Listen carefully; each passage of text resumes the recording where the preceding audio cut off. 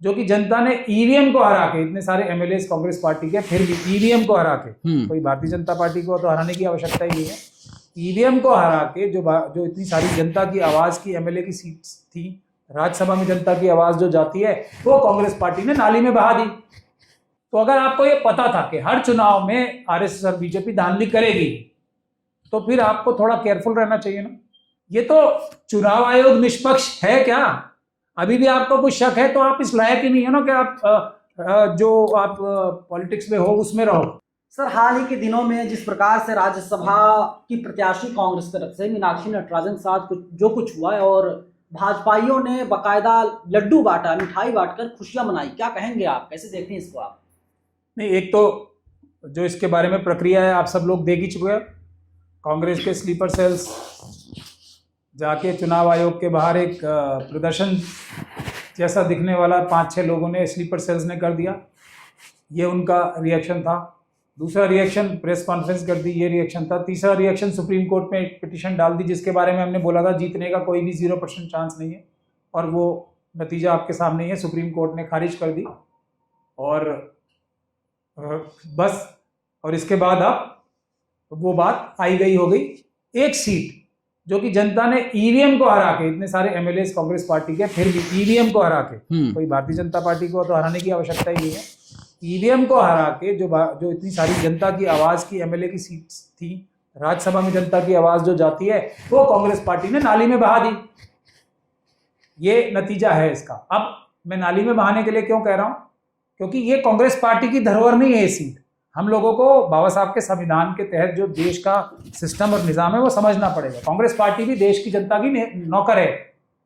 नौकर ने इतना बड़ा अन्याय कर दिया देश, मध्य प्रदेश की जनता के साथ के उन्होंने इतनी सब कुछ अकेले झेल के इतने एमएलए जितवाए थे, और वो राज्यसभा में उनका एक आवाज जानी थी, उसको बिल्कुल उसका गला घोट दिया कांग्रेस पार्टी के लोगों के निकम्मेपन से। मुझे कहना पड़ रहा है ये, क्योंकि देखिए मेरा ये सीधे सीधे तौर पे कहना है, ये बच्चों का खेल तो है नहीं।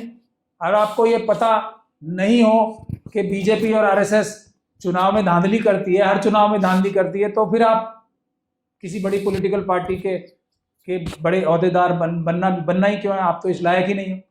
तो अगर आपको ये पता था कि हर चुनाव में आरएसएस और बीजेपी धांधली करेगी, तो फिर आपको थोड़ा केयरफुल रहना चाहिए ना। कहानी क्या बताई जा रही है जो कि बिल्कुल गलत है। मैं अब, क्योंकि अब तो किस्सा ही निपट गया, मुझे बताने में कोई शक नहीं है कि ये इतनी बड़ी गलती है नॉमिनेशन फॉर्म भरने में, इतनी बड़ी गलती है कि कोई अगर मैं ये कह रहा हूं कि अगर कोई वकील भी नहीं होगा, कोई नासमझ आदमी होगा जिसे जो इलेक्शन प्रोसेस में इन्वॉल्व रहता है, वो भी इतनी बड़ी गलती नॉमिनेशन फॉर्म भरने में नहीं कर सकता। ये बात ये लोग छुपाएंगे, कांग्रेस के लोग ये बात छुपाएंगे। आरएसएस और बीजेपी, हालांकि इस गलती को एग्जाम्पल दिया जा रहा है कि ये वो नथानी साहब हैं, अंबानी साहब के बहुत क्लोज मित्र हैं, उन्होंने भी शायद ऐसी कोई गलती की, तो उनको तो कुछ नहीं किया चुनाव आयोग ने। ये तो चुनाव आयोग निष्पक्ष है क्या? अभी भी आपको कुछ शक है तो आप इस लायक ही नहीं है ना कि आप पॉलिटिक्स में हो, उसमें रहो, फिर तो आप लायक ही नहीं हो। आप लोगों को तो तैयारी ज्यादा करनी है ना। हर शरारत, हर बेईमानी, हर चोरी, हर लूट जो आपके खिलाफ होनी है, उसके लिए तैयार रहना है आपको।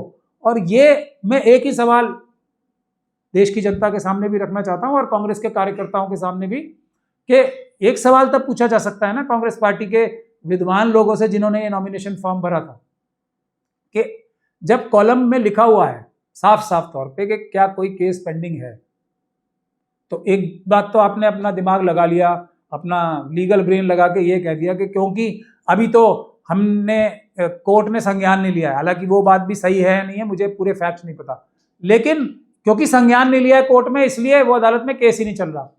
एक बात तो ये हो गई, और ये सोच के आपने वो कॉलम खाली छोड़ दिया। अब अगर कोई अच्छा वकील होता या अच्छा ना भी होता, या एक आम कार्यकर्ता ही होता जो सच में ईमानदारी से और दिमाग वाला होता थोड़ा सा, तो वो क्या करता, चलो भाई ये केस का तो हमें पता ही है, इसकी जरूरत तो नहीं है लिखने की, लेकिन हम लिख देते हैं ताकि हम ज्यादा सुरक्षित रहें। इससे कोई नुकसान तो नहीं होना ना। अगर एक केस एक्स्ट्रा लिखने से कोई नुकसान तो नहीं हो रहा था ना।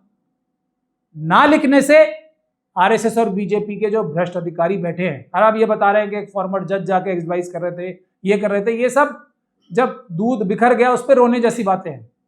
तो अगर एक एक्स्ट्रा केस लिख देते, इसमें कौन सी बहुत बड़ी विज्ञान की बात है जो देखनी थी, लिख देते तो एक्स्ट्रा प्रिकॉशन हो जाती, तो इस ग्राउंड पे उनका नॉमिनेशन रद्द नहीं होता।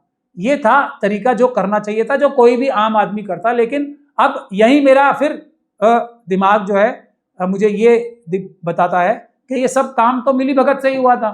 बीजेपी ने तीसरा नॉमिनेशन भरा ही इसलिए था कि उन्हें ये बात पता होगी, जैसे ही मीनाक्षी नटराजन साहिबा का टिकट हुआ, उन्होंने नॉमिनेशन पेपर भरने का जो प्रक्रिया है उसको ही हाईजैक कर लिया, और उसमें जानबूझ के ये वाली बात, जो कोई एक नॉर्मल समझ का कार्यकर्ता भी इसको ऐसे ही भरता फॉर्म, उसको जानबूझ के फॉर्म में नहीं भरवाई, और वहां फील्डिंग तैयार थी, 1 सेकंड में उनका नॉमिनेशन डिसमिस कर दिया। कांग्रेस पार्टी पूरी इतनी बड़ी पार्टी है, आके सिर्फ अफसोस जाहिर करके अपने घर खामोश बैठ गए। जनता का इतना बड़ा नुकसान हो गया कि राज्यसभा में 1 सीट और कम हो गई, और ये एक सीट संविधान बदलने के काम आएगी जो कम हो रही है, ये सबको पता है ना। तो कांग्रेस पार्टी के सारे स्लीपर सेल्स ही नहीं, इसके नेता भी 1 सीट और जो संविधान बदलने के लिए इस्तेमाल होने जा रही है उसमें तश्तरी पे रख के देने में आरएसएस और बीजेपी को जिम्मेदार है। इसको हमें भूलना नहीं चाहिए।